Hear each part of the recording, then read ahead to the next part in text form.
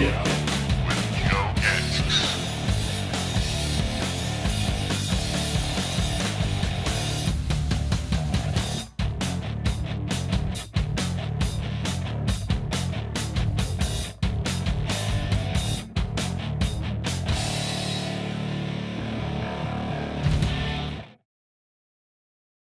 And now your host, Joe Gansas. Hey guys, what's going on? And welcome back to Around the Kids video live stream show. Today, Sunday night, September 11th, 2022. I'm your host, Joe Gansas, and for the next 2 hours, we'll be talking drums, and if that's not enough, drum some more. Guys, before I get to the show, we have to remember today's date in history, 21 years ago. Just want to send out our love and sympathy for those we lost on that day. Very emotional and personal to me. I spent 7 months down at Ground Zero for my job. I lost 2 close friends down there, and we've all been touched by this day emotionally. So we send our prayers and love to all those who are affected on this horrific day, and we hope we have learned from this day for the future, not only for the country, but the world. So let's remember them by a moment of silence. Thanks, guys. We have a tremendous show today for you. Our roundtable in a little while. 3 of the best in the world of drumming. Bermuda Schwartz, David Stanoch, and Steve Smith. So pumped up once again for this roundtable. They've all been on the show. Most recently, Steve, for his birthday last month. We had a great show. We'll talk about that and get to a cool roundtable topic. Our main guest today, and I am just a huge fan of her. She's a living legend in journalism and interviewing drummers for over 40 years. The lovely and talented Robyn Flans. She's given me so much over the years. Probably on the show 5 or 6 times. She's helped me as my co-host on our big Billy Cobham tribute a couple years back. She's helped me as a co-host interview Todd Sucherman years ago, and a good friend of hers, John J.R. Robinson. We're going to spend most of the time today talking about this great read that came out 2 years ago, and I finally got around to reading it. It's About Time, the Jeff Porcaro story, and it's a brilliant read, very, very respectfully written by her. It talks about so much different aspects of him growing up with his parents, Joe and Eileen Porcaro, his family, Toto, the band, all the sessions he's done. When you think about Jeff Porcaro, I'm not sure you know the sessions he has worked on. He's been called the greatest studio drummer of all time. And if you read this book, you'll find out why. So we'll get to Robyn Flans in a little while. I love engaging with her. She's been doing this for years, interviewing drummers, 1980 till today. A main writer for decades and modern drummer. Great journalism. And I hope to really get inside her mind of what she was thinking when she wrote this book. It's a great read. I'm going to read it again because I love to read things, guys. It's About Time, Robyn Flans. I love to read things a second time because I think you find new aspects and you find new areas that you maybe didn't find before. You know, it's almost like when you're in a band and you're playing a song for the first time, you might throw a certain guitar riff or a drum fill. When you play it again, you want to add a little more taste. So I want to read it again, and maybe I missed something, or it's exciting to do these things again. So I'm looking forward to that. But big fan of Robyn. She's just the top of her game. She's called the queen of drumming interviews. So we just elated by her. So that's a little wild. So excited for our roundtable. Bermuda Schwartz, decades, I think about 30 years with Weird Al Yankovic, the great David Stanoch we've always had on, and Steve Smith. You know, just the name is synonymous with all-time greatness. So we have a great roundtable. We also are doing so much behind the scenes. We have this new series coming up where I talked about it last show. Myself, we're going to be taking the crew, myself and our great producer, John Besser, and the camera crew to the guests.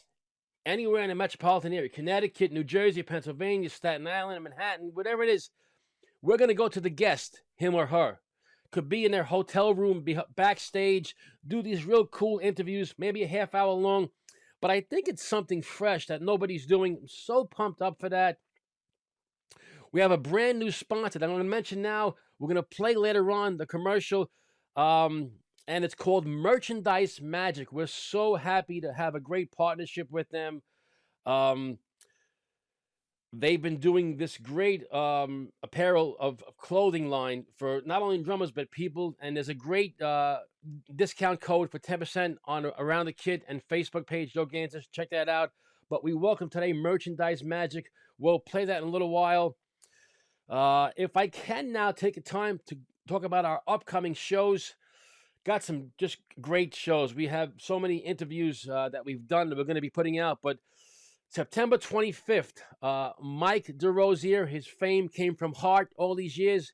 He's back in a band called Heart to Heart, Heart by Heart, that they play all Heart songs. So we got Mike DeRosier and lovely and talented Kelly Ray Tubbs, 25th. And October 9th, we'll have a good friend of the show and just a sponge, just like this Energized Bunny, from the great Jason Aldean, the tremendous Rich Redmond, October 9th. So we appreciate all the support. Keep the comments coming in and keep all the questions. We have some viewers that's been just submitting some great stuff for the show. Always our team, John Besser, our great producer and director, doing a kick-ass job bringing you these shows today. Doug Miola and Laura Pepe-Altieri, our main segment writers. Brian Duke is our segment video coordinator, and Patrick Frace is our new social media guy. So we got a great team around us doing some great stuff. Always pumped up. So if you can, check this book out. It's a great read. It's about time. If we can now, take this moment to bring on our main sponsor of the show, Senten Symbol. Around the Kid is sponsored by Senten Symbols. Senten Symbols is quickly becoming the choice for drummers worldwide. With their roots going back to the emperors of the Qing dynasty, Senten blends the best of old world know-how with modern techniques to help all drummers find the best fit for them. Whether you're an avid drumming enthusiast or touring professional, Senten has the perfect combination of products, pricing, and service to fit any drummer's needs. Contact them today to find out what the drum love is really all about. Senten Symbols. Forge your sound.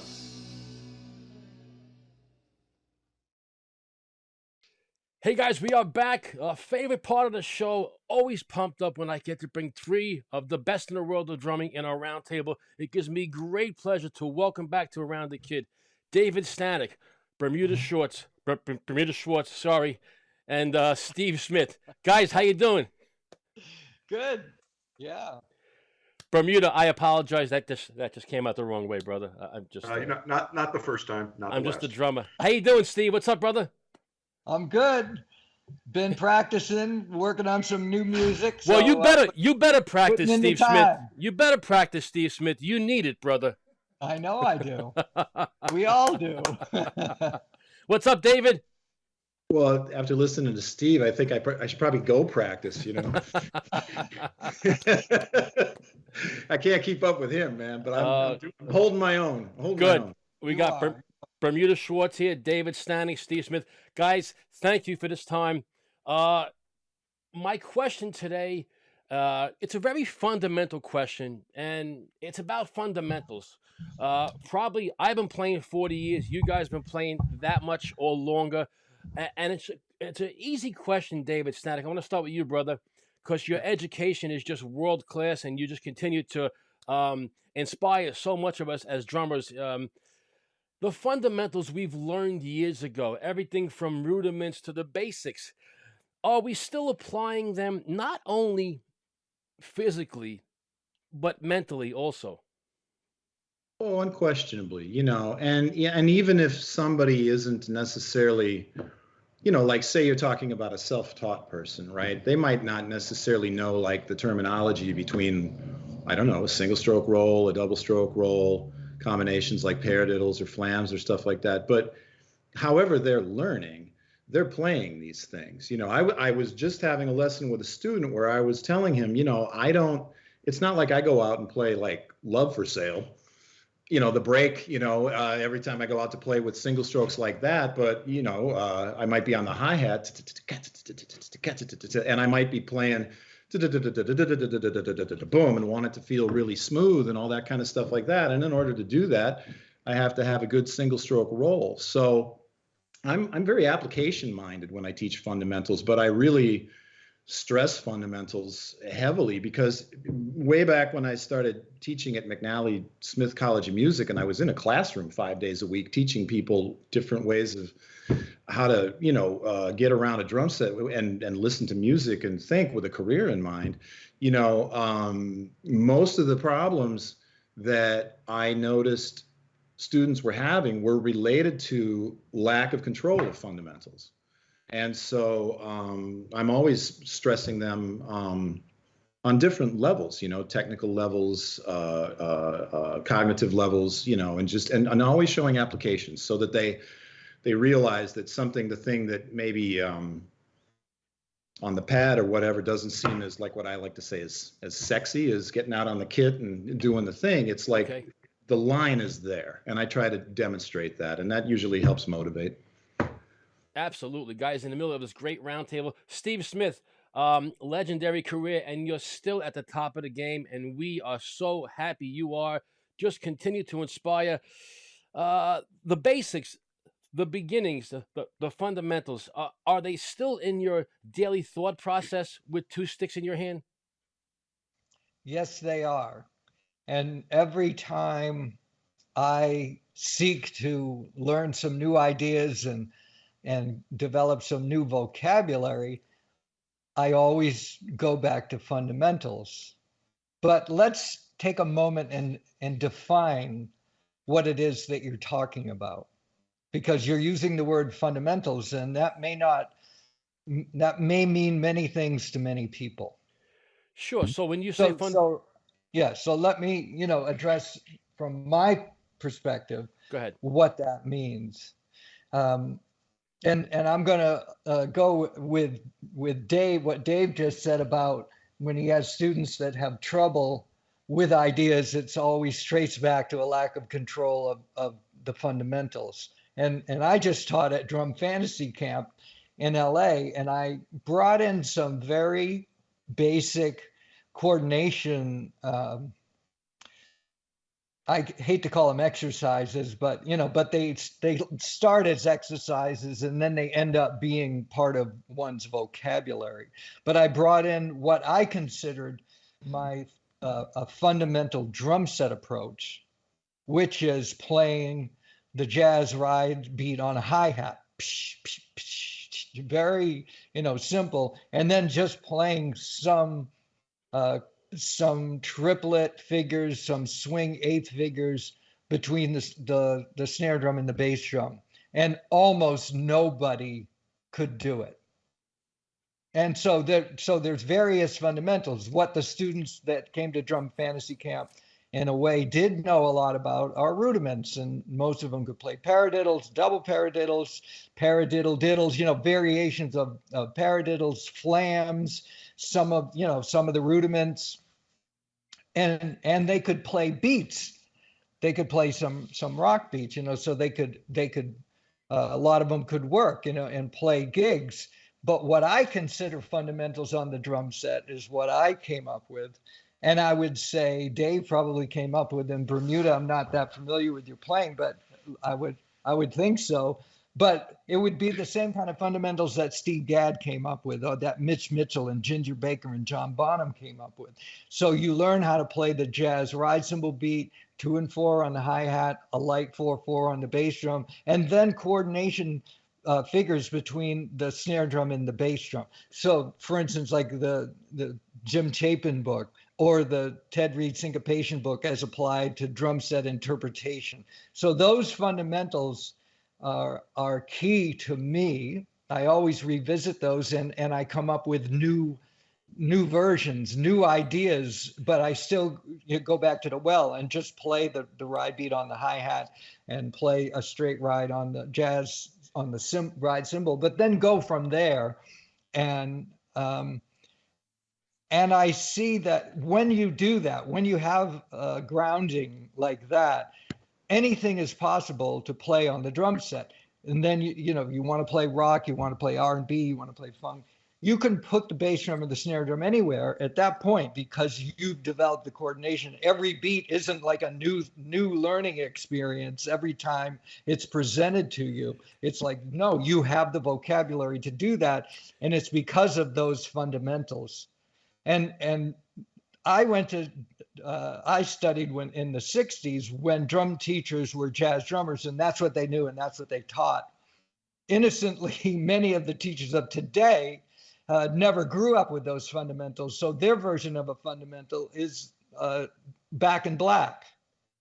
You know, something like a straight rock beat, right, where you're not going to develop the coordination to play a lot of ideas. And the other thing is it's not based in triplets.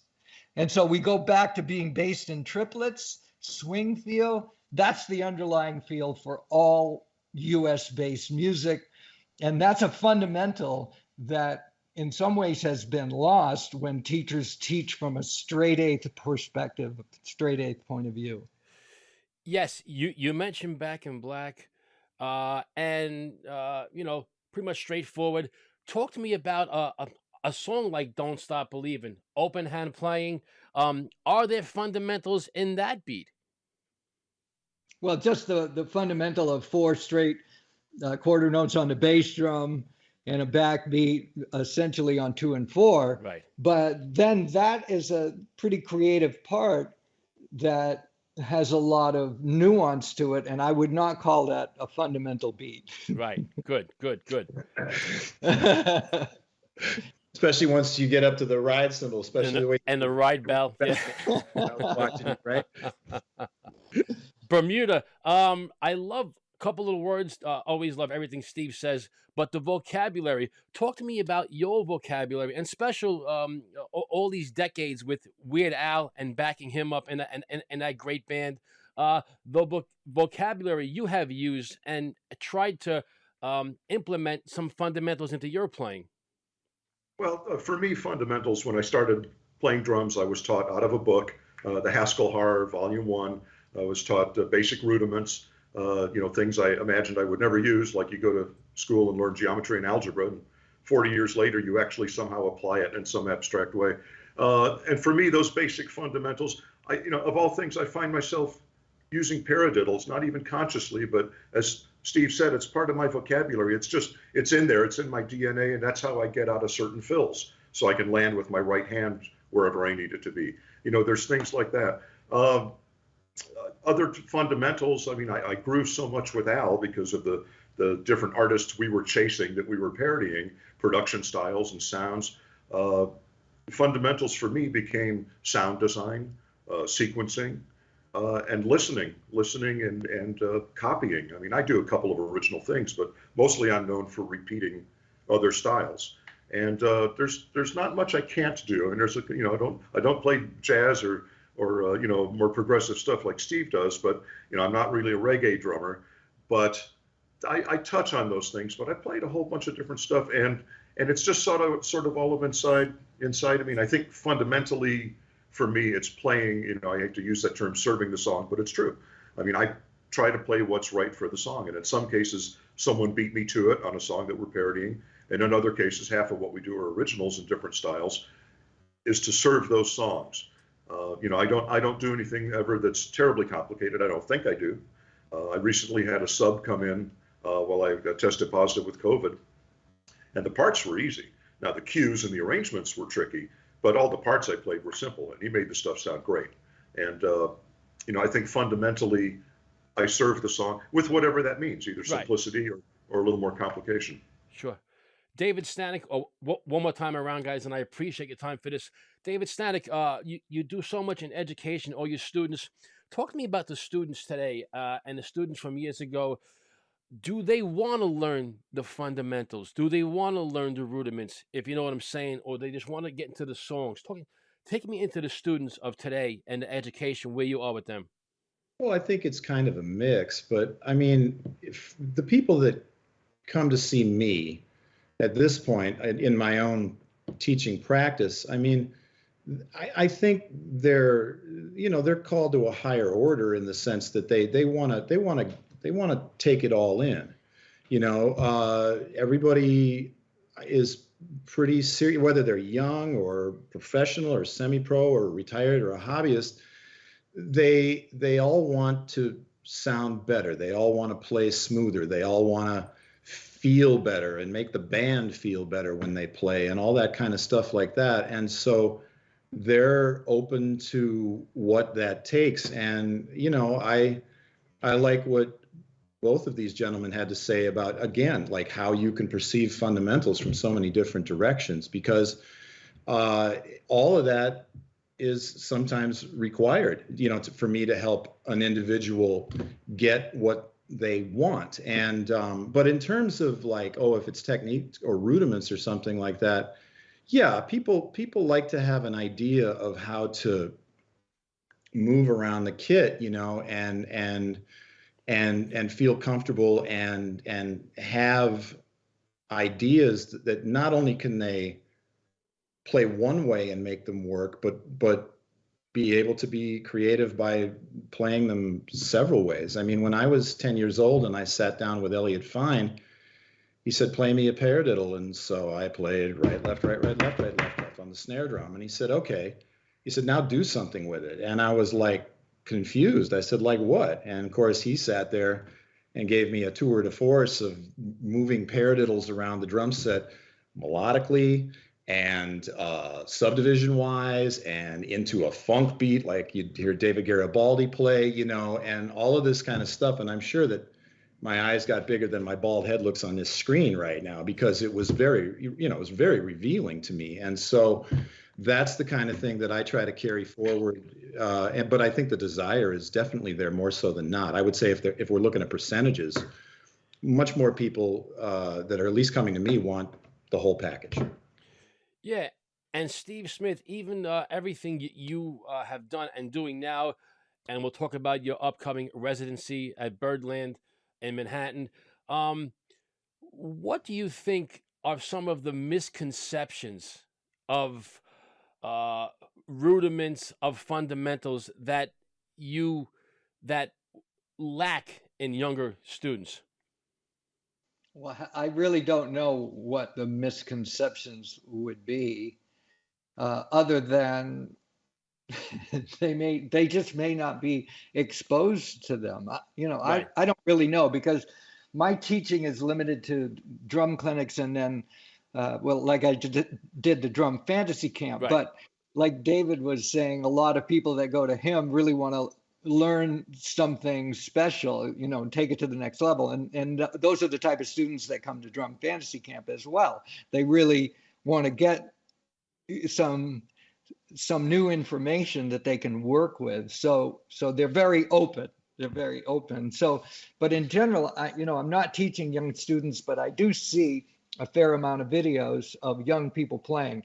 Many of them have good ability on the drum set, but here's a real basic fundamental that I see. Most of them don't know how to hold a pair of drumsticks, like really efficiently hold a pair of drumsticks. Right. So I don't see flexibility built into their grip, a balance point that really works, and the way the fingers move. It's like when one plays the violin or the piano, one must have very good dexterity with the fingers, and it's the same with the drums. Yeah. But a fundamental that I don't see addressed is simply like how to hold the stick with finesse and be able to get a lot of nuance out of the drumstick, and how to get a nuance out of the ride cymbal or different sound variations on the cymbal. Everything's very kind of straightforward, like a hammer. So that's one of the reasons we work on, like, number one, holding the sticks. Number two, working on the rudiments, is so you can gain some flexibility in your chops and you develop actual technique. You're not just playing a beat so you can play a song and just getting it out any way you can. And so this, these are key points that somehow, I was raised at a different time with a different type of teacher, meaning I had a teacher that came out of the swing era, so he taught me in a sort of a big band swing type concept. That's why my basic fundamentals were how to hold the sticks, traditional grip. And I'm not saying everyone has to play traditional grip, but that's the way I was taught. The basic swing beat came a couple of years after, just working on rudiments and reading music. There's another fundamental, reading music. So all of these things I feel are really important, especially if someone has career aspirations to be professional.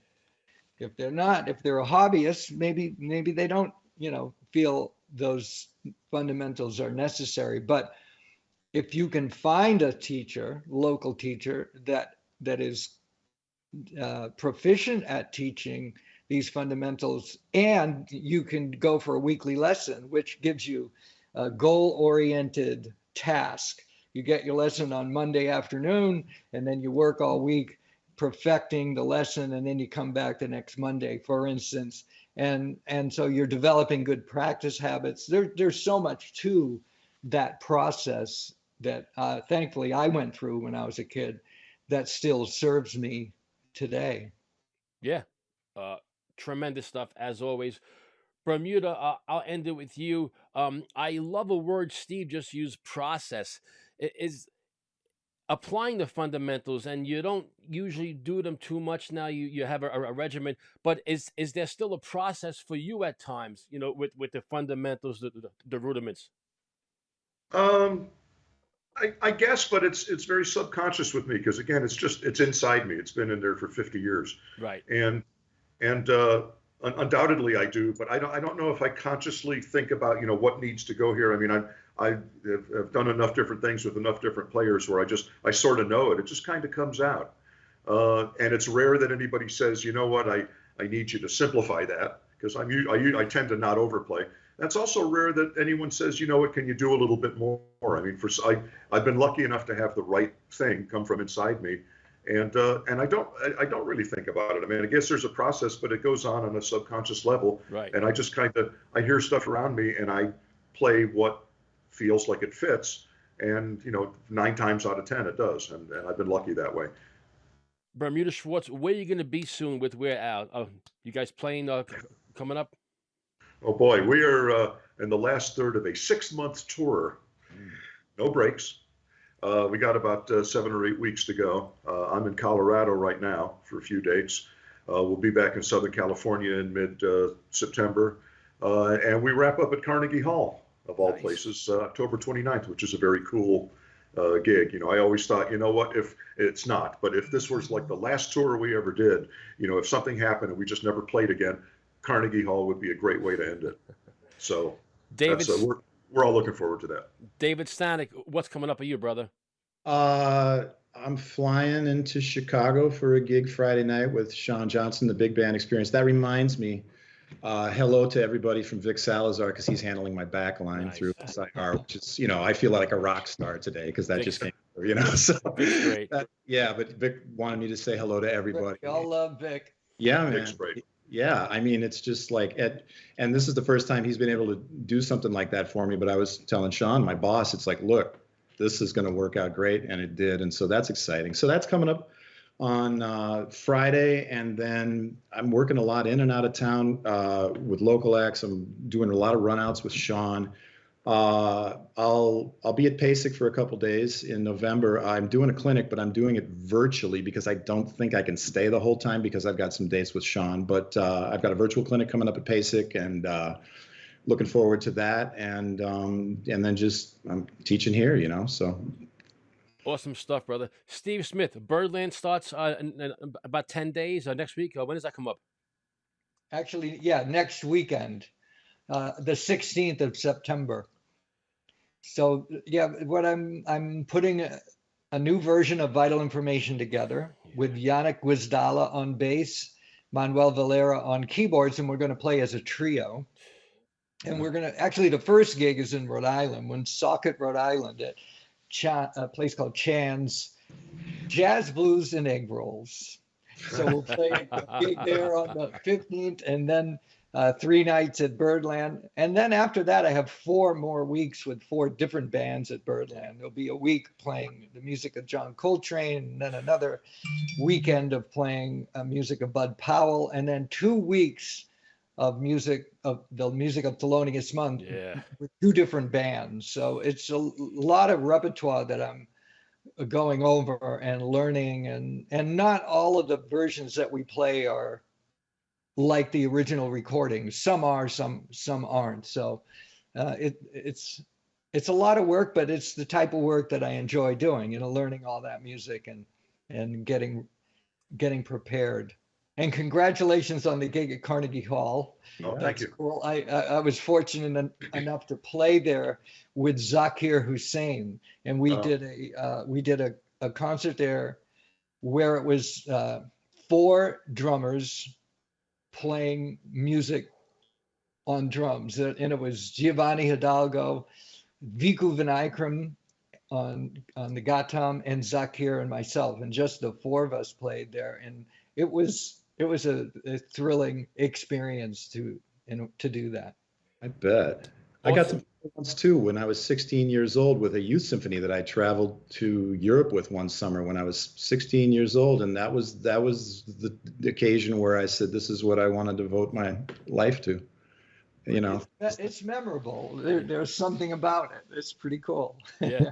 Stage, and you think about Gene Krupa and Danny Serafine and all these guys that have played, Right. all the classic recordings. Have fun, man. Guys, I want to say thank you once again. You've always been, all 3 of you, so kind to me over the years. Bermuda Schwartz, check him out with Weird Al Yankovic on tour. David Stanoch just doing his thing, kicking ass and just taking names. Just great educator and drummer. And Steve Smith, we wish you the best. We're going to get together. We're doing a new series where we're going to be going to the guests, and we're going to be starting with Steve. We're going to get together with Steve and do a little head-to-head, face-to-face interviews. We'll contact you. But good luck at Birdland. All 3 of you guys, thank you so much for your time. It's been a great roundtable once again. All right. Thank Thank you, Joe. All right, guys, have a great night. Great stuff. Guys, as always, kicked ass Bermuda Schwartz, David Stanoch, and Steve Smith. If we can now, let's get to the brand new one from Doug Miola with this week's Spotlight Drummer.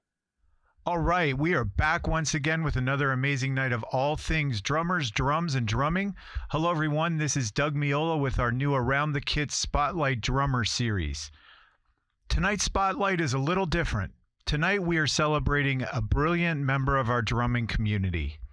Tonight's Spotlight journalist is the amazing Robyn Flans. At the age of 11, I started with private drum lessons at a drum studio, and this is when and where I discovered a magazine called Modern Drummer. What? There's a magazine that is all about drums, drummers, and drumming? I was in heaven. Of course, this was in the pre-internet days, so finding sources of information about music and drumming was like a treasure hunt for me. As a young beginner drummer, finding this new source of information was like discovering gold, as I would meticulously study each page from cover to cover. I am sure that many of you have had similar experiences. Every month I would look forward to seeing the new cover of Modern Drummer magazine on the wire rack when I would enter the studio for my lessons. Well, that was a few decades ago, and one of the things that always stuck out to me were the great interviews and articles by Robyn Flans. I am certainly not alone. Simply put, Robyn is drumming journalism. Robyn's work with Modern Drummer magazine spans nearly 4 decades. She always interviewed the top drummers of the day and played a huge role in creating the world of drumming journalism with her unique perspectives and skills in capturing the stories and the voices of our drumming heroes. Robyn started out with a love for music and writing. In an interview, Robyn once said, "I always loved to write, and the Beatles changed my life." Engineering a meeting with Paul McCartney at the Beverly Hills Hotel at 13 years old with a few girlfriends was a dream come true. And one of my friends and I actually turned it into a story for one of the teen magazines of the times. So I was first published in 1968 in a magazine called Teen Screen. As a teenager, Robyn continued to contact and meet many of her favorite bands to try to interview them when they would come to her area while on tour. As time went on, Robyn followed her original dream and went to UCLA as a theater arts major to study acting. Robyn said in an interview, "Although I did take some journalism courses and was in a creative writing group, when I got out into the real world, I found out that I was not cut out for the emotional dealings of being an actor and pondered how I could combine my love of music and my love of writing. That's how it all began."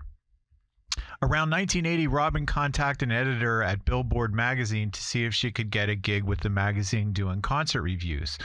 Although Robyn didn't have an official journalism resume or many samples of her work, she was tenacious, and Billboard gave her a shot at her first gig, which was to cover the band Chicago at a concert at the Greek Theater in Los Angeles.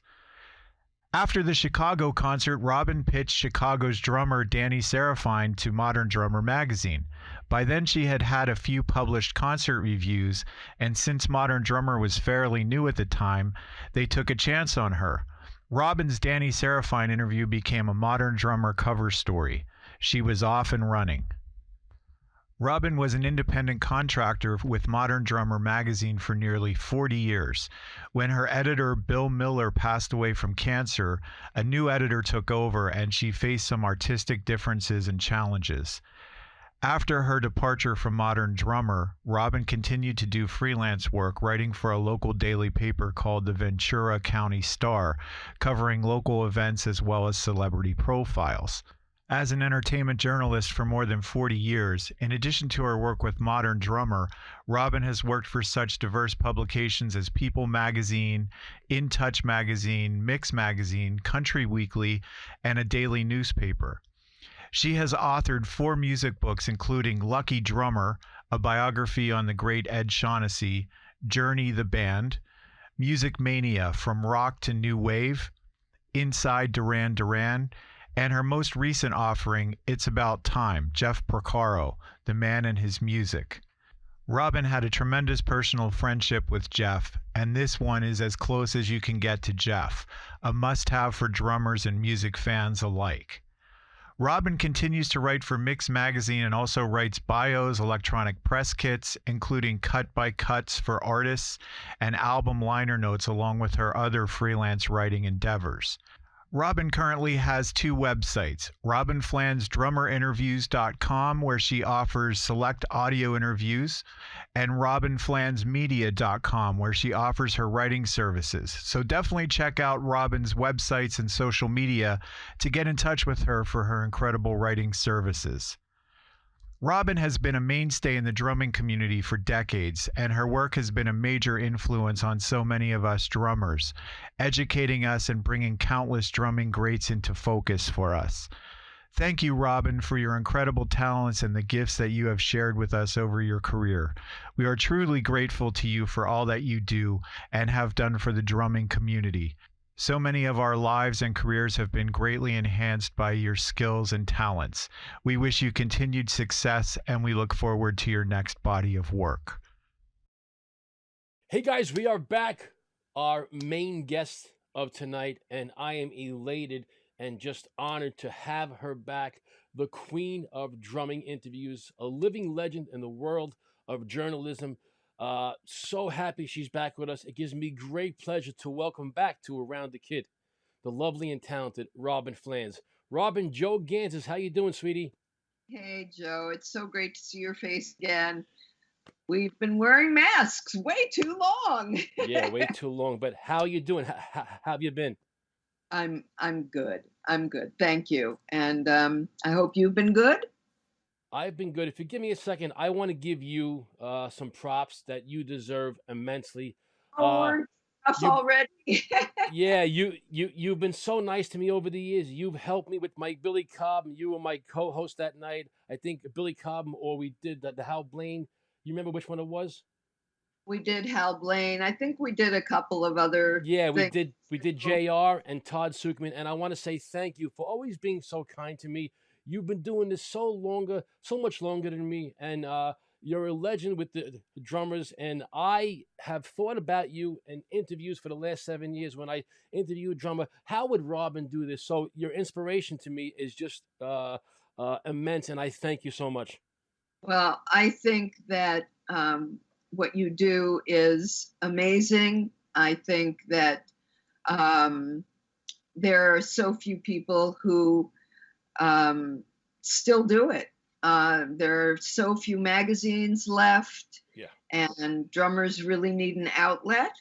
And I give you such kudos for continuing to give them a platform. And so I think that they're all grateful to you, Joe.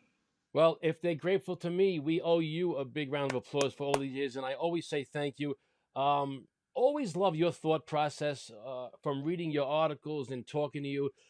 Before we get to this great read, everybody, it's about time. I am going to be on my second read, and I love going over a book the second time to learn new things, but it's a tremendous read. We're going to spend most of the interview. But before we get to It's About Time, the Jeff Porcaro story you wrote 2 years ago, um, what has always been the main recipe for Robyn Flans when you get together with a guest? Anybody interview, has there always been a recipe, something that you look forward to as far as thought process that you want to convey in that interview? Well, there's a lot of variables. I mean, the first is I treat everybody differently because everybody has a different story. The first thing I do is, of course, research them to death. Listen to their music, find out whatever I can about them. The interesting thing about all the old articles I did, there was no internet. So it was difficult to rustle up every bit of information. Back in the day, if the publicist or record company didn't send out stuff, I didn't know about it. I'm going to give you a little bit of a scoop. Yeah. I haven't really made an official announcement yet. I'm 3/4 of the way done on a second Jeff book. Ooh, beautiful. And the reason I bring that up at this very moment is because I'm finding out a lot of new things that I never knew. Yeah. Because unless Jeff told me, I didn't know. Unless I heard it on a record or saw it on the back of a record or whatever, I didn't know. There was no internet. Right, sure. So now I'm learning so much, which is why there's a second book. People came to me after the first book and they said, "Oh my God, I wish I had known you were writing a book. I have a story to tell you." And I thought, oh my gosh. And every story has unraveled a new surprise. Yeah. And they're surprises because Jeff, of course, was like, to him, it was just his life. But he didn't know to tell me that there were so many interesting little tidbits. And I had no way of knowing unless we were discussing a new Toto record but there was so much more. Yeah. And now I'm uncovering all of it. Oh, and it's so much fun. It's just so much fun. So this one is called Moments in Time, Jeff Porcaro Stories. I got goosebumps. I'm already excited to interview about that one before we do this one. I'm so pumped up, and thank you for that little scoop. I am so pumped. Guys, the lovely and talented, legendary Robyn Flans with us. If I can, let's get to this. I know it's 2 years old, but I suspended my show for a year. We're back, and I want to talk about this. So much to get to. It's about time. And guys, it's still out there. Check it out. Oh man, I found so many different angles in this book, and I was immersed in it. I was at times drenched in it. I couldn't put it down. My first question is: talk to me about the canvas that you wanted to paint with this book. Well, you know, I wanted to share his life. Obviously, I didn't want to get into the weeds of any of the, I mean, people asked why didn't I talk about, how he died or any of that. I wasn't interested in that. Right. People can go on the internet.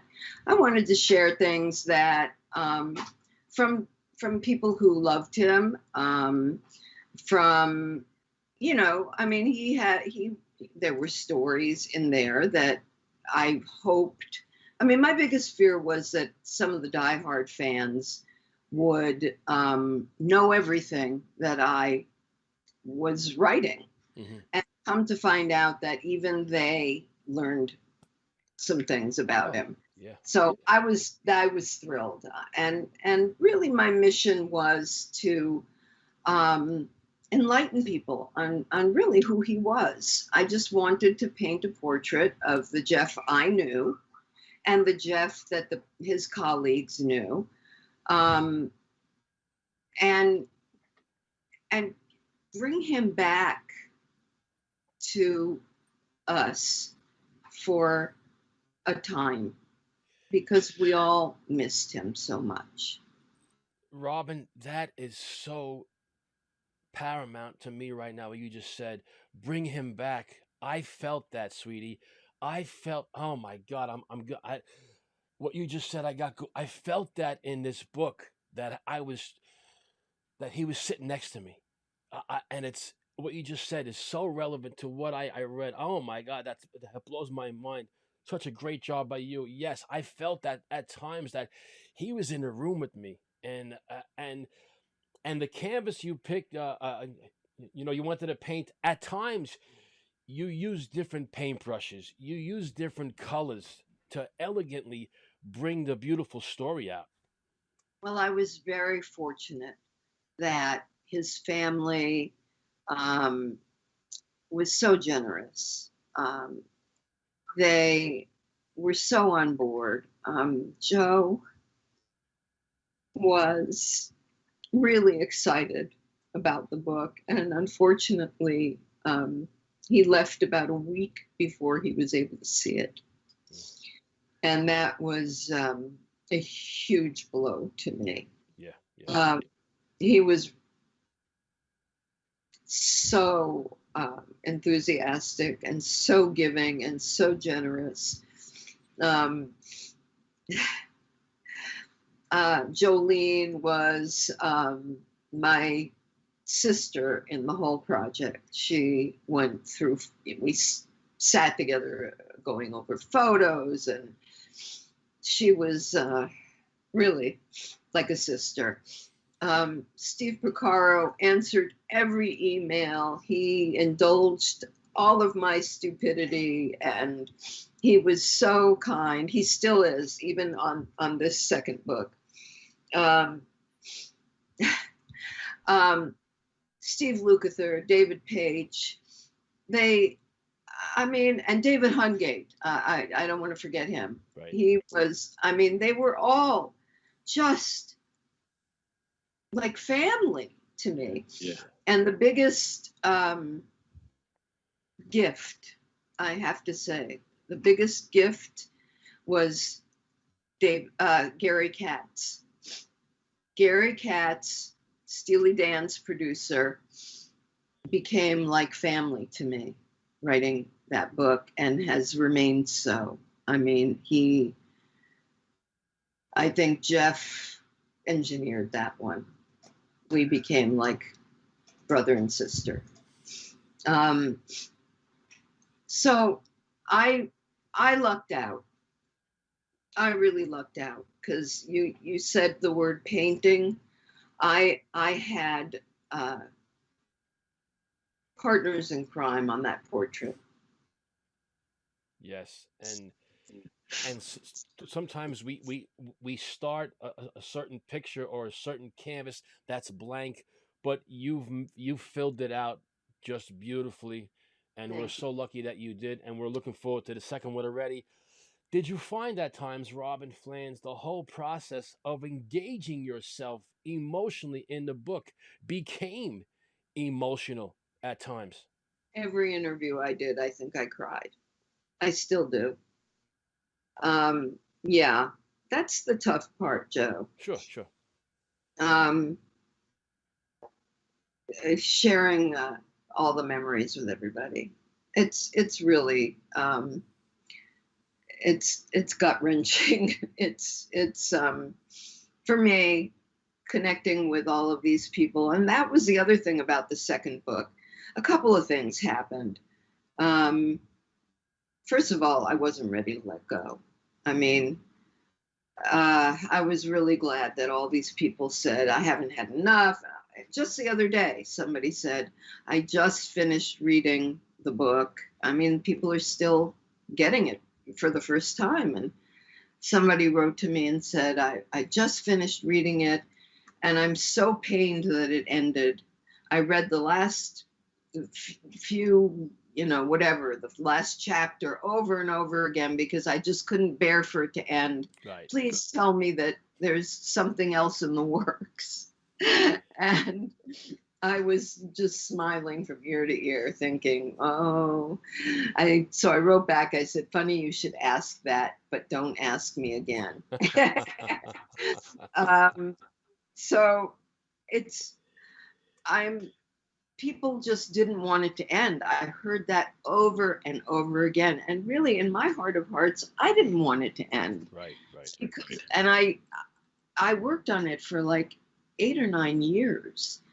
I stopped and started so many times because I felt like I wasn't doing a good enough job and I wasn't honoring him well enough. And I couldn't get Mike Porcaro to participate because he was too ill. And I just felt like without Mike, I just couldn't do this book. And Cher said no. And without Cher, I just couldn't do this book. And there were so many things that, stopped me in my tracks. And then I would just say, but Jeffrey needs this book and I have to do it for Jeffrey. And I would plunge back in and then I would do it and then I would and then I wouldn't. And so it took a long time. And then once it was done, I just couldn't not do it. And then at Joe's memorial service, I met Jeffrey's youngest son, who was a baby when Jeffrey died. Right. And I'd never met him, but he had started following me on Instagram some months earlier, which delighted me. And I went up to him, which I probably wouldn't have done if he hadn't started following me. And I said, Nico, I want to introduce myself. And he said, Robyn, I have to tell you that I learned more about my father from your book than I ever knew about him. Wow. Yeah. What do you even say there? And I was so moved. I probably shouldn't have just told that story. It's kind of personal. Okay. You mentioned Cher. I know she didn't give you some time for whatever reasons, but you got Vinnie Colaiuta, you got Richard Marx, you got Bruce Springsteen. So you got a lot of people to contribute. When others said no. Oh yeah. Well, Bruce Springsteen, his publicist said no. They said absolutely not. That's their job. Okay. And I said to them, I know it's your job to say no, but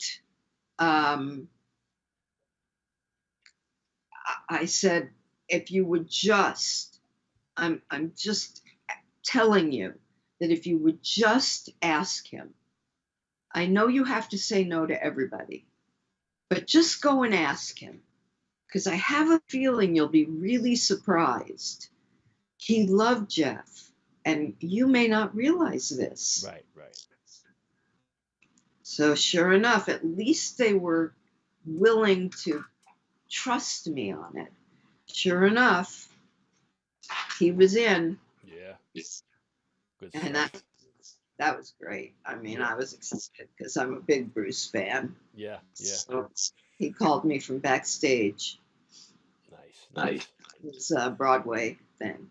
Cool. Yeah. Reading this book, I was so happy to find out, like you mentioned before, at times about Jeff, things that I didn't know. And what I learned was how professional Jeff Porcaro was, accomplished and very productive.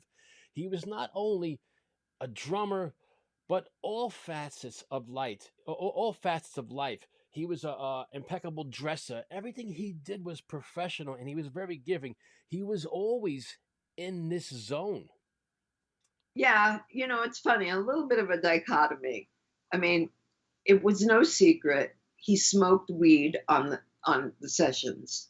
And yet he was incredibly professional because it didn't affect his playing. He showed up super early to every session. Sometimes 2 hours, 2-3 hours before. Absolutely. And his drums were impeccable. They always sounded great. He always worked with the engineer. He was perfect in every way, but he did smoke. I mean, that was part of the package. Right. And it was well known. I don't think he smoked on the Christian artists thing, but maybe he did before. I would think, because that was, I think, part of the way he got his vibe happening. It just was who he was. Yes. And in the book, there's stories of him, smoking with other drummers and friends of his. They couldn't keep up. Yeah, exactly. He had very strong weed. Oh my God. None of them could keep up with him, but he was used to it. It was part of his thing. Yeah. Guys, we are in the middle of this great conversation with the lovely and talented, the living legend, Robyn Flans, and we're talking about this great read. Please check it out. It's about time. And I found out so many things we've talked about already. Jeff wanted every session, every song, every album that he played on to always be correct. That's a good word here, correct. So much that if he was working on something and he thought another drummer would be a better fit for that song, he would have no problem, Robyn, even in the studio, calling him up and say, come down here. You should do this because you're a better fit than me. He was always giving. Was this a product, Robyn Flans, of his upbringing and the values he was taught by his parents early on, do you think? Probably. I mean, the Porcaro family has, I'm going to say has, a very unique just character. I mean, they are special people. Mm-hmm. And Joe, being the patriarch of that family, was a very unique and special man. But Jeff was pretty unique. I mean, like Jim Keltner would say about talking about just that subject, he would say, who does that? I mean, who calls another drummer to take your place? And it's not like Jeff would call somebody and then go home. Yeah. It wasn't that he was looking to get out of the gig. He sat there while the other drummer played the session he was supposed to do. He would watch the drummer. Yes. He was into it. He would hang. Yeah. Yeah. And there were many times that Jeff would even, after he was done with a session, he would spend the time on the couch watching the rest of the session go by. And very often, like Mike McDonald told me, he would sit and watch the rest of the session go on after he had done his part. And then something would come to him. And he'd say, hey, Michael, what about if I added a little shaker or a little this or a little that or a little salt and pepper in that spot?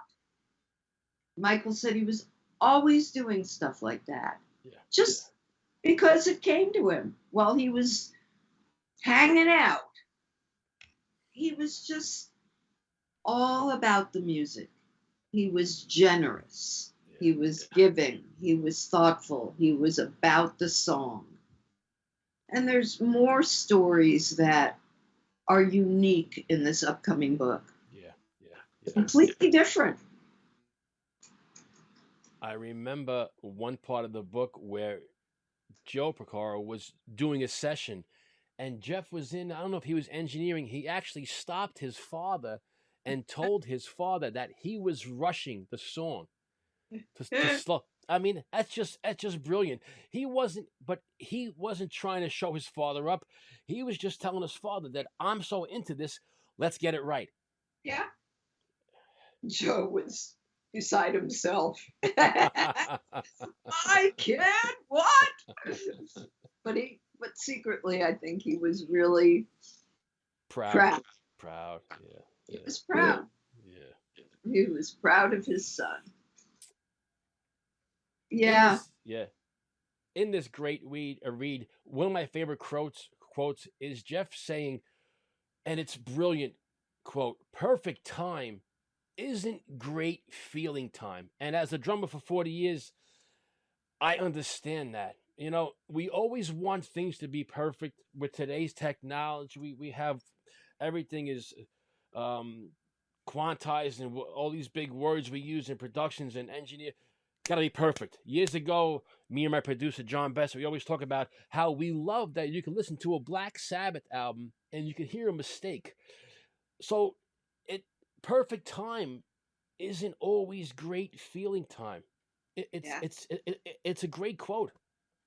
Yeah, no, and he was the first to, sometimes he was perfect just because that's right. The way it came out. Yeah. But he knew in his head that wasn't the most important thing. The most important thing was how it felt. And but truly he was able to do both. That's what was so crazy about Jeff Porcaro. He could perfect time feel like ridiculous.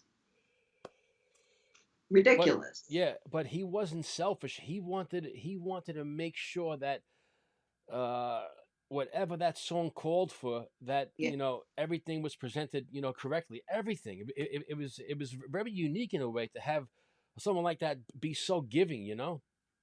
Yeah, and the stuff that I've heard about. I mean, I think it's in the first book.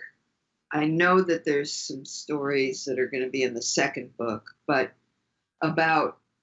there's stuff in the first book about how when he replaced other drummers and how kind he was to them when he would be on the gig and they would be there. He would oftentimes tell the band leader that they were perfectly capable of doing it. I mean, he was, I don't know, he was just the kindest. I mean, he wasn't perfect. Right, I right. don't want to make him Nobody, out as an angel. nobody is. Right, absolutely. I mean, he had his nasty moments. I mean, he could be very vindictive. I mean, there were stories in the book about retribution, and I mean, some of it came out of the goodness of his heart in a perverse way. I mean, he was, taking it out on Jay Graydon because he was angry at Graydon for the way he was treating Vinny. Mm-hmm. But it was kind of, it was a little dark the way he took it out on him. There was one part of the book where Richard Marx is talking to him in a session, and Jeff got a little loud with him, and then afterwards they both apologized and they both realized what the whole situation was. But that was one part of the book. It happens. It happens. Yeah. I love the fact that Jeff was a huge Jim Keltner fan, and it turned around tenfold that Jim became this big brother to Jeff, but a big Jeff fan. Yeah, and special. Yeah, very special. They had one of the sweetest. Yeah. Yeah. It was unique. Yeah, unique. It's alive today. That love. You can feel it when I talk to Jeff. Jim. Oh boy, that's a Freudian slip. When I talk to Jim, it's alive, and the same with Gary Katz. I mean, the two of them love him so that when I talk to them, it's like talking to Jeff. Yeah, I understand. I love spending time with them. Yeah. Groove, the most dominant word in the book, and it's so paramount when mentioning in the same breath as Jeff Porcaro. The word truly personifies him exclusively. Groove. I think so. I was writing about it as soon as I met him. I mean, that's what attracted me to wanting to write about him from the get-go. That's why he became my all-time favorite drummer. No offense to anybody else. I love many, many drummers, and all for different reasons. But nobody makes me feel inside what Jeffrey makes me feel when I hear him play. There's just an emotional pull to his playing that nobody else has. You could see it today in your face. You hear it in your voice how special he was, and it's emotional at times. Even, gone 30 years or last month. We are joined today by the legendary Robyn Flans. She's given us so much already, and I always appreciate her time. In the book, we just talked about perfect time and all this stuff with groove. In the book, the term drum machine comes up so many times, and Jeff wasn't a big fan. But in essence, Robyn Flans, what's so funny, Jeff Porcaro was the human drum machine at times. Yeah, but he was funny about the drum machine. And it's so funny because in this book, I tracked in the new book that I'm writing. I tracked down the Bee Gees people who he talks about in the first. So it's pretty funny because he really he sort of he allowed them to pick his brain on all of that human, the workhorse that came down on every second and millisecond, and he talks about how he went to Florida and Albie Gluten, and they had this, they were trying to make this weirdo drum machine in the back room, and they called it Solly, and I mean, they told me all about it when I tracked them down for this book, and he was sort of, he was not happy about it, but he was so, he did it for them. Right. And he went with it, the drum machine thing. I mean, there are people who I've talked to who said, oh, the great thing about Jeff is that he was so pro drum machine. Well, not when we talked. Oh, yeah. I mean, he hated them. But I guess he came off to people in the studios as if he was more than tolerant. Yeah. I don't. You've done so much in your career up to this point. Modern drummer for decades, writing for them. Everybody you've done interview for the last 40 plus years, all the drummers. I have to ask you this question, and you've interviewed the best of the best, from Ringo to JR to Vinny and Jeff and on and on. Is Jeff Porcaro, the interviews you've done with him, and this great read, It's About Time, is this the Mona Lisa moment in your career? Well, for me, it was the most important thing I did, because of how much it meant to his family, Right, and the people that loved it all over the world, Joe. Places I've never heard of. Yeah. I mean, the emails I got, and the thank yous, and the, oh my gosh, what it meant to people from distant lands. So yeah, I mean, my mission was accomplished. That it meant it. I just wanted, like I said, to give them. We missed him. And I just wanted to give him back for a little while.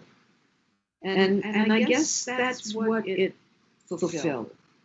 And, I thought I was crazy to release something in the middle of a pandemic, but I think it somehow it helped people. So I guess it was. I guess. I mean, it makes me happy that it makes people happy. Yeah. That it fills something.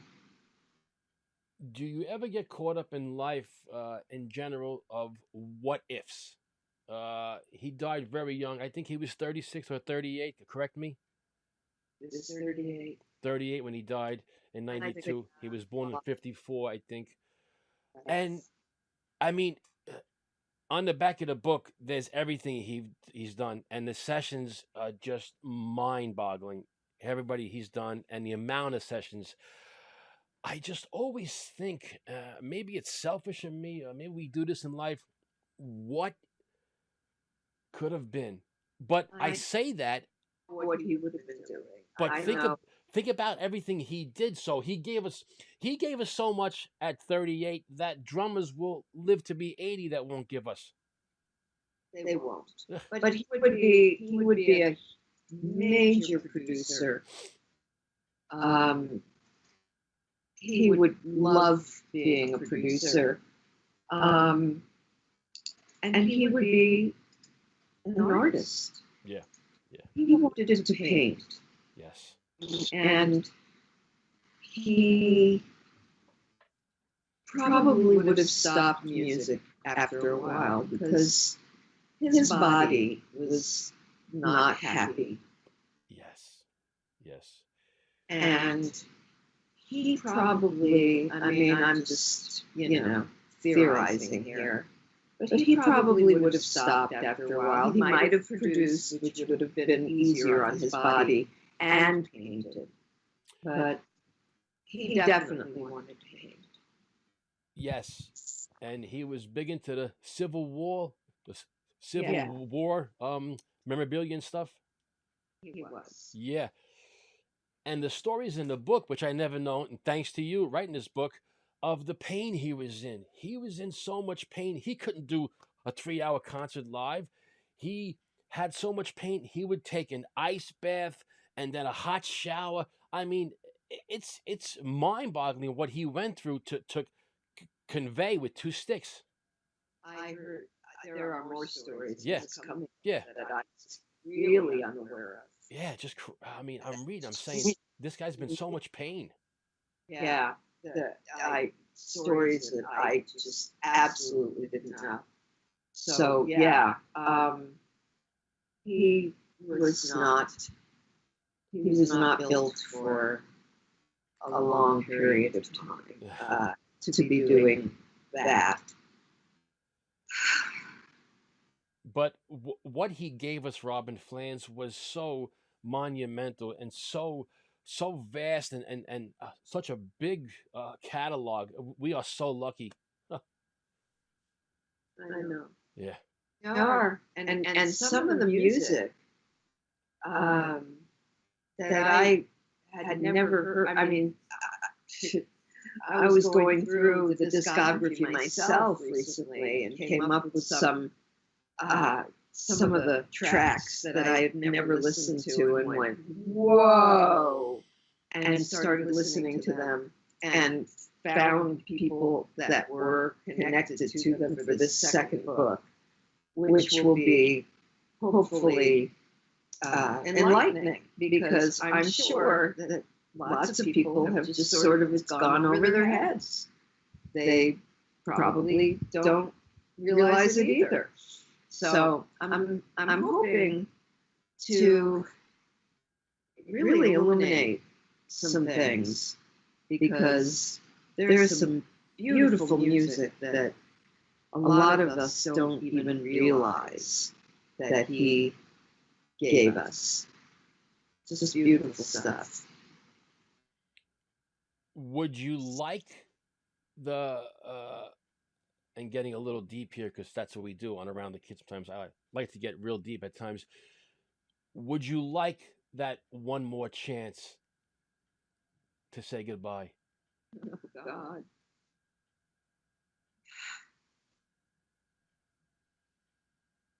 I would like any minutes. Yeah. Just to. Yeah, absolutely. I mean, the last phone call I had with him,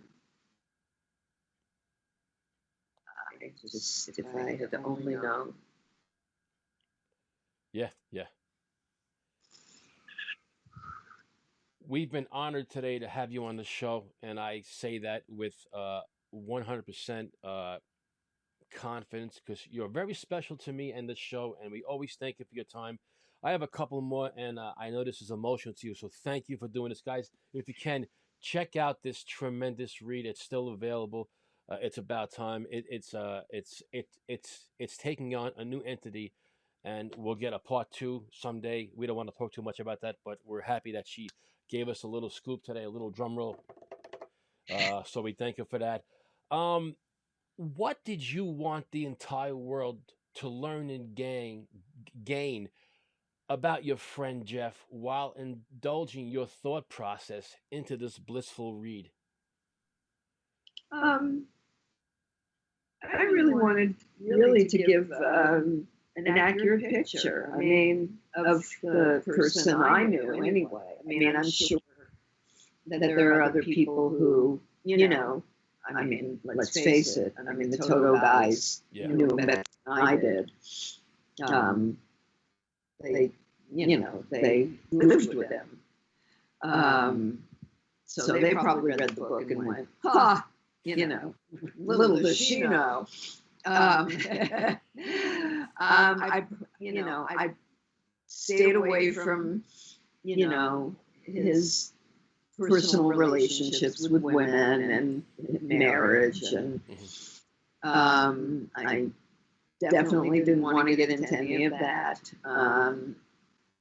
Jeff liked his ladies. I'm not saying after he was married or anything. Right.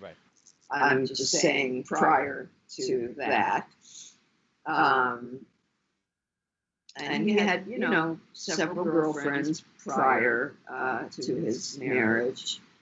And people, even Jolene said, you want to talk to this girl or that girl that, he lived with or whatever. I said, no, I don't want to go down that path. I want this to be, his early, growing up, and,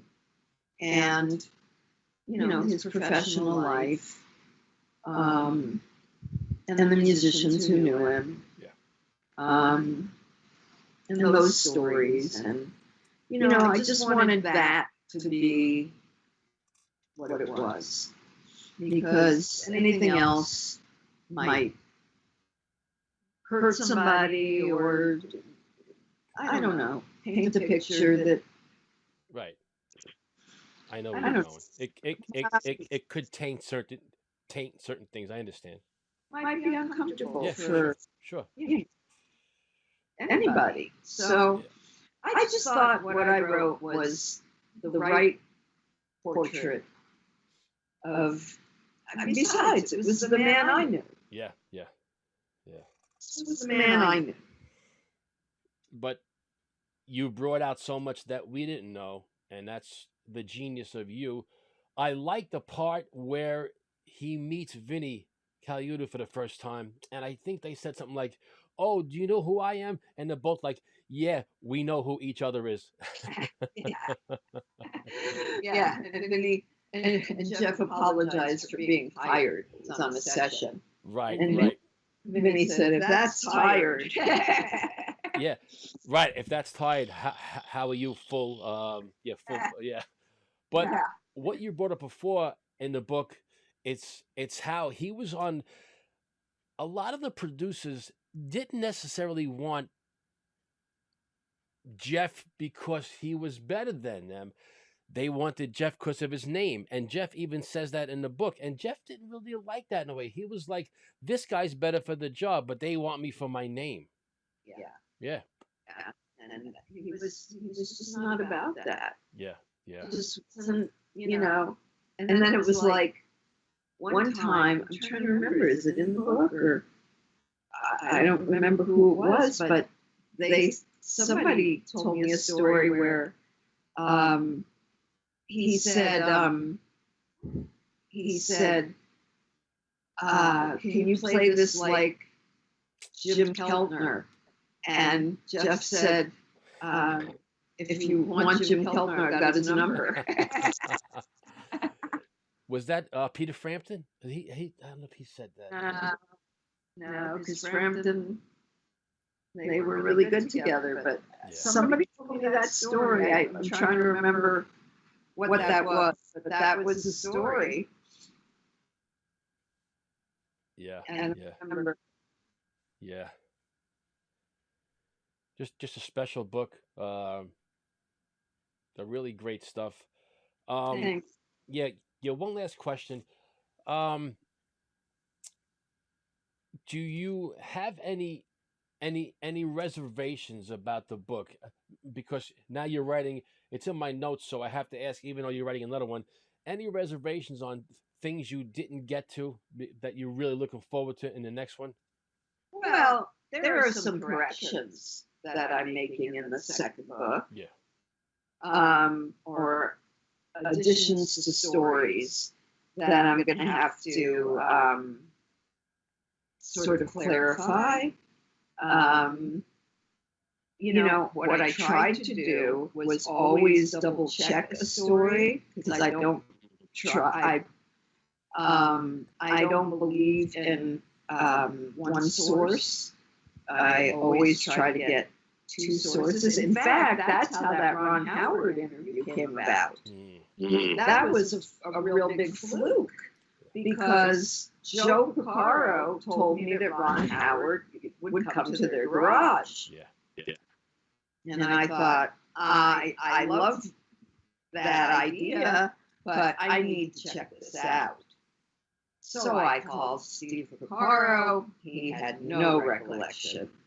Jolene was really too young. She said, I have no clue. Right. And there was nobody else to ask. So I called Ron Howard's office. And I said to the secretary or whoever answered the phone, the office manager, I said, I know this is crazy. I know this is off the wall, but could you please, I'm writing a book on Toto's early departed drummer. And his father told me that Mr. Howard paid some visits to the Porcaro garage. All I'm asking you is for you to go to your boss and confirm or deny. So a week went by, I didn't hear from her. I called back. I said, I know this is the nutcase. I just want you to confirm or deny this.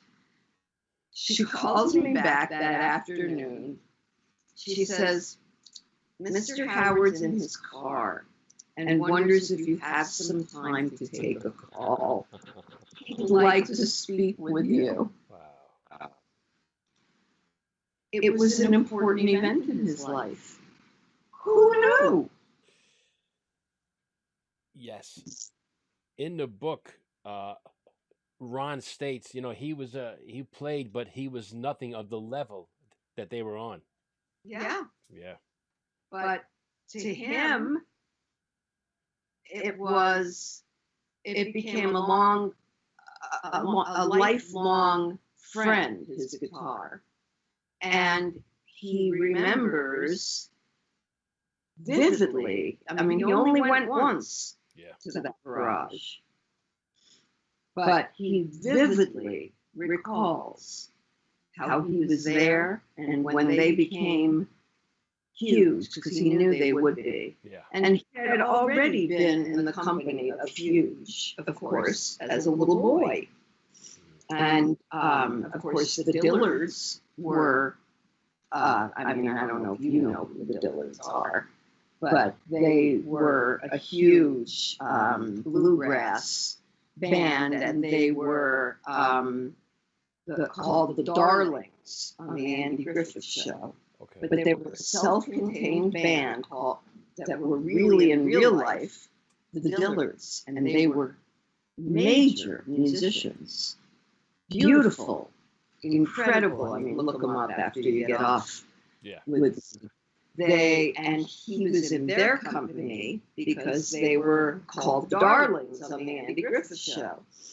And so he knew what good musicianship was as a little boy. And when he went to that Porcaro garage, he was blown away.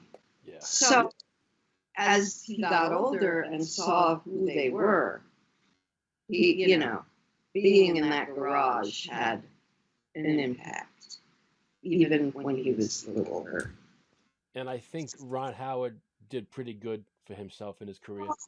I'd say so. I would say so. So yeah, I was pretty blown away when she said he'd like to talk to you. All I wanted was a confirmation. It's almost like the whole Springsteen thing.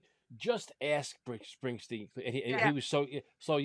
That's a great job of you to get this out of them, Robyn. I feel like I could talk to you for this book for hours and hours, and I always. I don't want this to end, and I can't wait. I'm gonna wait to interview again, if that's okay, till after the next book comes out. Hopefully, we'll do it again. But I want to say thank you, Robyn Flans, for once again making my show better, and I mean that immensely. I never BS. Everybody who talks about you, all my guests and drummers, they couldn't wait for the interview. And you're special in the world of drummers. You started this thing that hopefully I'm doing you justice now, and you're proud of what we're doing, because we're always proud of you and what you started with the drums, and we say thank you so much. And this is just a great read. Thank you for this time once again, Robyn. I'm flattered. I've enjoyed every minute of it, and I have to say, you have become really good at what you're doing. Well, you have grown just by, I can't even begin to tell you. From the first time you interviewed me to now, woo! That means a lot to all of us at Around the Kid. It's a team here of people, and I'm flattered that you said that, and I thank you for the kind words. We will do this again. I wish you the best of health and prosperity, and I wish you another kick-ass job on the book. I will wait till it comes out. Guys, the legendary, the lovely Robyn Flans, we've been blessed today, and we all say thank you for another great interview. Once again, we say thank you to the legendary Robyn Flans. Guys, we mentioned it at the beginning of the show, our newest sponsor. Let's play the video to our brand new sponsor, Merchandise Magic. This portion of Around the Kid is sponsored by Merchandise Magic, the only merchandise company made for musicians by musicians. They are also veteran-owned and operated. Enjoy 10% off your first bulk order with them, and see for yourself why more musicians are choosing Merchandise Magic over anyone else for their merchandise and stage gear needs, including t-shirts, stickers, bass drum decals, backdrops, koozies. Basically, if you can imagine it, they can make it. Contact them today at Merchandise Magic on Facebook. That's Merchandise Magic on Facebook. This week in drum history. On this day in drumming history, we celebrate the birth of the extraterrestrial, multi-Grammy, award-winning acoustician who boldly goes where no other drummer has gone before. Mickey Hart was born Michael Stephen Hartman on September 11th, 1943, in the Flatbush section of Brooklyn. He was raised in the Long Island suburb of Inwood by his hard-working single mother, Leah, a drummer, gown maker, and bookkeeper. His father, Lenny Hart, was a champion rudimentary drummer. His earliest memories of drumming date back to age 2, performing for his parents. Mickey describes himself as hyperactive and not academically inclined. He was always drawn to percussion instruments. From the age of 10, all he wanted to do was drum. He attended Lawrence High School in Cedarhurst, New York, a feeder school for champion rudimental drummers. Mickey quickly rose to the first chair in the all-state band. He credits his band leader, music teacher, Arthur Jones, who was also a father figure, as his mentor. Mr. Jones let him try every instrument, allowing his imagination to fire. The band room was a place full of endless possibilities. For the first time, Mickey felt accepted, part of a group, an experience he described as intoxicating. His other early influences included Tito Puente, who appeared regularly at El Patio, a jazz club in Atlantic Beach, New York, where Mickey worked as a soda jerk. Around the same time, he discovered the work of Nigerian drummer Babatunde Alatunji, who later taught Mickey and collaborated with the Grateful Dead on a regular basis. Mickey dropped out of high school in his senior year and enlisted in the United States Air Force in 1961. He served as a drummer in the Airmen of Note, an elite big band modeled after Glenn Miller's celebrated Army Air Force Band, until his discharge in 1965. At 24, Mickey joined the Grateful Dead, from September of 1967, with the exception of a break between 71 74. He remained with the band until their final show in July 1995. In 1994, he, along with his bandmates, were inducted into the Rock and Roll Hall of Fame. From light waves to sound waves, whether he was playing the traps, gongs, timbales, timpani in the Digger Rhythm Band or the Golden Gate Bridge, the beam, the mallet cat, or some other acoustic electric hybrid instrument with the Dead, Mickey is a master mixologist, blending sound ingredients with fellow rhythm devil deadmate Bill Kreitzman, and when collaborating with his international percussion superhero friends on his global drum project. Just like Captain Kirk, the commander of the USS Starship Enterprise, Mickey Hart sees space as the final frontier. In 2000, he became a member of the board of directors of the Institute for Music and Neurologic Function, a nonprofit organization that studies the healing power of music. He uses sounds and rhythms inspired by collaborations with astrophysicists and neuroscientists. Although mapping sounds can be dated as far back to the days of Aristotle, Da Vinci, and Galileo, Mickey Hart's work on transcribing those sounds into a prescribed musical formula for today is brilliant. His end goal to stimulate and potentially heal the brain through music would intrigue even those great geniuses of the past. Happy birthday to Mickey Hart.